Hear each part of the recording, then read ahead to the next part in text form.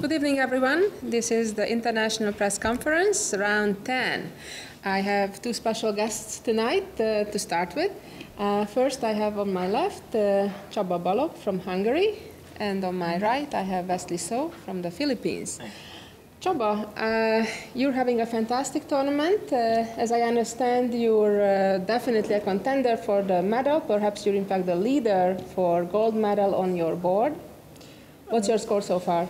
Okay, so far I scored 6.5 points out of 8 games, and against strong opponents. So my performance is, I think, close to 2,900.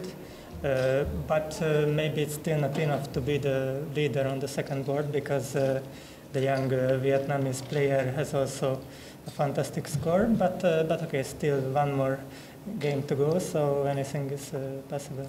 That's indeed a fantastic performance. Congratulations. Also, the Hungarian team is doing quite well. Where do you stand right now? Yes, we have 5 very strong players, and all of us are in good form. So everything seems to work perfectly. And at the moment, we are second place alone, 1 point behind China, and 1 point ahead of a couple of teams. But okay, one more round, so anything is possible. Well, you said you prepared very hard for this Olympiad. What does that mean? Okay, in the last months I took chess very seriously. I prepared many new openings. Actually, also the one I played today was something that I never played in my life, and it was working perfectly, and I managed to win with black. So I prepared a lot of new ideas to surprise my opponents, and so far it's working well. How important do you think is the element of surprise in chess? Okay, I think it's very important, and on any levels, and yeah, to get some time advantage is a good feeling. For instance, we surprise our opponent, and opponents start to think for half an hour, like it happened in my game today. I was very happy to be 30 minutes up without doing anything, and then I could use this later in the game. But okay, it's just one game. But in general, I think it's useful to. It can be only good if we surprise the opponents. Great, thank you. Let me go to my other guest here, Wesley. You are probably the strongest active chess player here at the Olympiad who is not playing, but is here in a different capacity. Please tell us, what do you do? Yeah, I'm here to coach the United States of America, both of the men's team and the women's team. And how is that working out so far? I'm doing well. We managed to caught some opponents by surprise in the opening, and we were working also before the tournament. We were talking and doing some preparation. Obviously, not everybody in the team is doing very well right now for the men's team, and I think right now we're going to have a draw with Argentina, and so I don't think we can fight for the medals anymore, but still it's a great experience to be here, and this is my second time working as the coach of the US team. And tell us, why aren't you playing? Oh, well, I'm in the process of switching federations from the Philippines to the United States, and FIDE has this rule where I cannot play in FIDE events for 2 years. And so I'm sitting right now. Mm-hmm. And how could that be solved, that situation? I understand with the consent of your native federation, you wouldn't have to wait the 2 years. Yeah, well, exactly. I've been trying to be able to change federations without having to wait for 2 years. I would need the consent of my old federation, of the Philippine Chess Federation president. I would need his consent, his signature, to agree to let me change federation. And how does it look? Is there a hope that that will happen in the near future? Well, it depends, but I am still kind kind of hoping, kind of confident that he would. I've spoken with my countermen here, like the players and most of the officials, and most of them are really supportive of my decision. They think it's the only way for me to get to the next level. And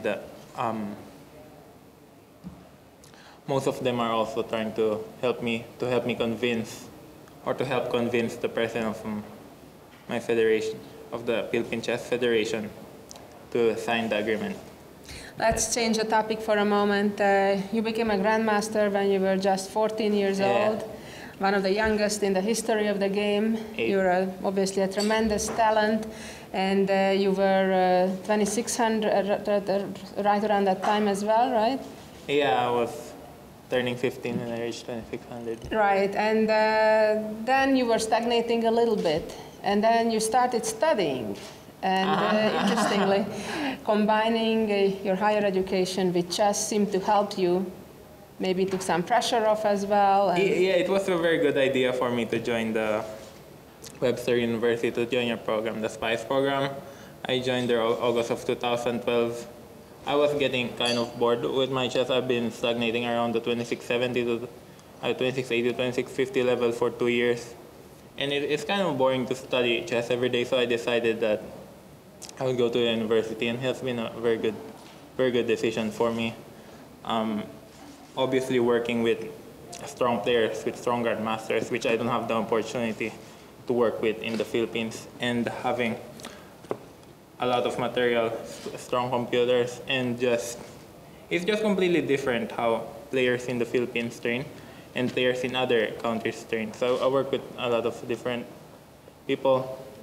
I had some discussion with Csaba actually in Hungary, like 1.5 weeks ago, and it was very interesting. you had recently another major success in Italy, where you won a big tournament. What was also interesting about that tournament, that it reminded me of my days when I used to compete actively, and there were adjourned games, which I think most people of your generation only hear stories about. How did you feel playing a game when you knew that potentially after 40 moves into the game, you as well as your opponent would have a break, and then a day or two later, having all the time in the world to use potentially help of the computer or coach, you could get outside help? Yeah. How did that dynamic affect your play and the end of the tournament in general? Well, I was, to be honest, I was nervous at first. I've never played on German before, and I wasn't used to it. But after playing like a bit of games in Italy, having that type of time control, I was starting to like it actually. We have this rule where both players have 2.5 hours for the first 40 moves, and then the game would be adjourned after 5 hours and would be played on the. And how many games did get actually to be adjourned? On that tournament, I think just 4 out of possible 18. 18 games. Yeah. Not that many. Yeah.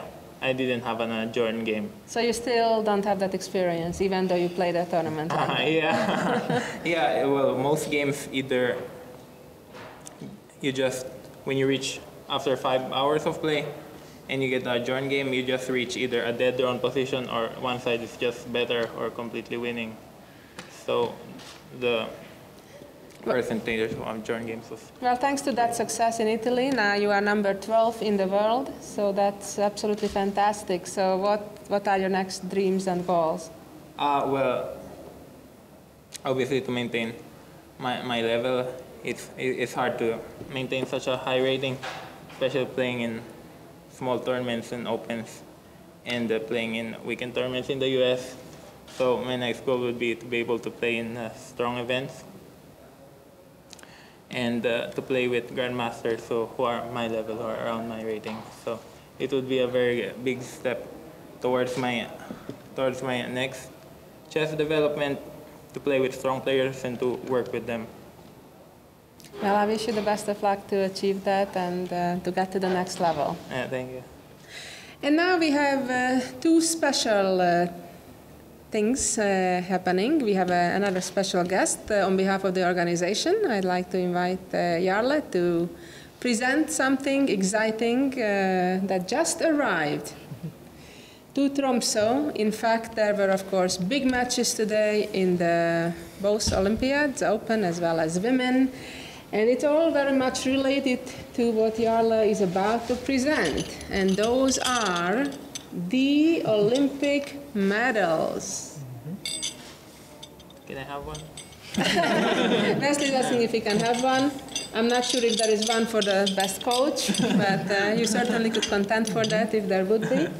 And that's the gold one. Let me touch it. I had a few of such, but not so heavy as this one. It's really nice and shiny and gold. So we'll see who will be the deserving winners of the gold medals and, of course, the silver and bronze. That's what the whole chess world is looking for the past almost 2 weeks to find out. When the day after tomorrow, these will be awarded on stage. Who will be, which teams will be the winners of these medals as well as on the individual boards. So Csaba will have that in 2 days. Csaba, this is what it looks like. So he'd like to take two, one for individual and one for team. That's the right attitude to have. Thank you so much, Jarlie, for presenting these for people to see all around the world. And now we have another, by now, usual activity of the press conference, and that is to pick out who are the lucky winners today for winning a free trip to the prestigious Qatar Masters Open that will take place late November, early December. And we have two boxes as usual. We have a blue one for the guys and a pink one for the ladies. 5 lucky ladies and 5 lucky guys will win those trips. 2 from each were already picked out.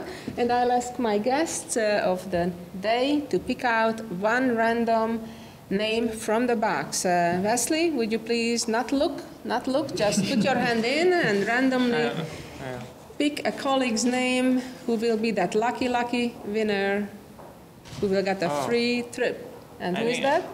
He's from Serbia, Alexander Injic. Alexander Injic, and he was one of our guests from Serbia. Of course, he's one of the stars of this Olympiad.